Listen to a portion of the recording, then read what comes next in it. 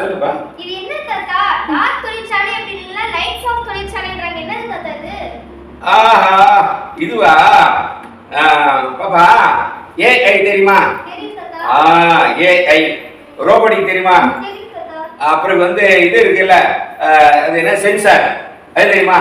இந்த sensor ரோபோட்டிக்கு AI கலந்து அது சேர்ந்த ரோபோ என்ன பண்ணுதுன்னா, அது வேலை செய்யறதுக்கு இப்போ நம்ம வேலை செய்யறோம்னு வச்சுக்கோங்க.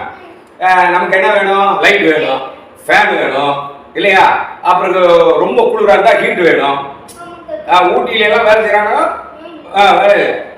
ஹீட்டர் வேணும். அப்புறம் நம்மெல்லாம் போயிட்டு டீ சாப்பிட்றதுக்கு தூங்குறதுக்கு கொஞ்சம் ஓய்வு வேணும். எதுவுமே தேவையில்லை. இதுக்கு பேர் தான் டார்க் தொழிற்சாலை. இல்லாட்டி அதாவது லைட்ஸ் ஆஃப் தொழிற்சாலை. லைட்ஸ் தேவையில்லை, அதுக்குன்னு பேரு.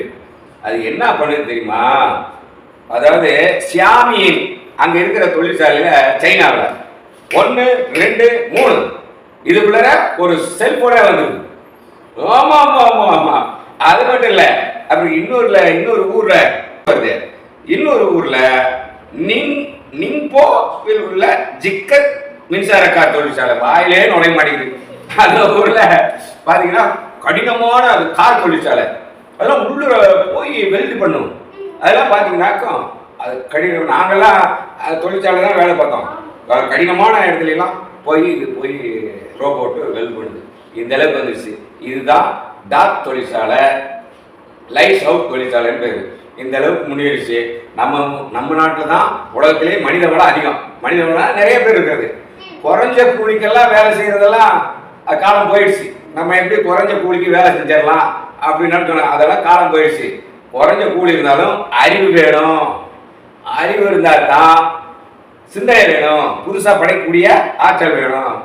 நம்ம என்ன பண்ணுறோம்? காலையில் எழுந்திரிச்சு ஐன்ஸ்டீன் என்ன பண்ண சொன்னார், அல்ல மற்ற விஞ்ஞானிகள்லாம் எடிசன் என்ன பண்ணாரு, ஸ்டீவன் ஹாக்கிங் என்ன பண்ணாரு, இதெல்லாம் பற்றியெல்லாம் பேசுறது இல்லை. இது என்ன, அப்பா அம்மா வணங்குறது சரிதான். அதுக்காக எல்லாமே அவன் படித்தான் இவன் படித்தான்னு சொன்னா அவன் படித்தானா மூளையில் என்ன ஆகும்? அதனால நீங்கள்லாம் படிக்கணும், பெரிய ஆள் ஆகணும். சரியா? உலகத்திலேயே இது மாதிரி புதுசாக கண்டுபிடிக்கணும்னா அறிவியல் படிக்கணும். சரி, அறிவியலே படிச்சுட்டு இருந்தாக்கா அப்புறம் அன்பு இதெல்லாம் மக்களோட எப்படி இருக்குன்னா அதுக்கு பேர் தான் மனிதம். மனிதமும் அறிவியலும் நீங்க படிச்சே தீரணும். நீங்க பெரிய ஆள் ஆகணும், புதுசா கண்டுபிடிக்கணும். சரியா? செய்வீங்களா? Very good. நீங்க செய்வீங்க. நன்றி, வணக்கம்.